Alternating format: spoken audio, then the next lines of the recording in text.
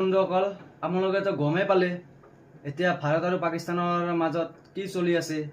আপোনালোকে জনাবচোন কি কৰিব পাৰে। এতিয়া চাওকচোন, এতিয়া কাশ্মীৰত মানুহে যদি ফুৰিব যায় ভয়তে এতিয়া নাযায়ে। চাওক কেনেকৈ শ্বহীদ হ'ল, কেনেকৈ মাৰিলে টুৰিষ্টবিলাকক। এতিয়া চৰকাৰ তাতে মই অনুৰোধ কৰিলোঁ যাতে পাকিস্তানৰ ওপৰত যাতে এনেকৈ ডিচিশ্যন লয় যাতে নেক্সট টাইম ভাৰতৰ পিনে চকু দেউতে ভয় কৰে। এনেকে ডিচিশন লওক, চৰকাৰৰ ওচৰত আমাৰ অনুৰোধ থাকিল এনেকুৱা ডিচিশন লওক চৰকাৰে যাতে পাকিস্তানে ভাৰতৰ ওপৰত চকু দেউতা এবাৰ হ'লেও ভয় কৰি পেলাই সিহঁতৰ বুকু কঁপি যায়।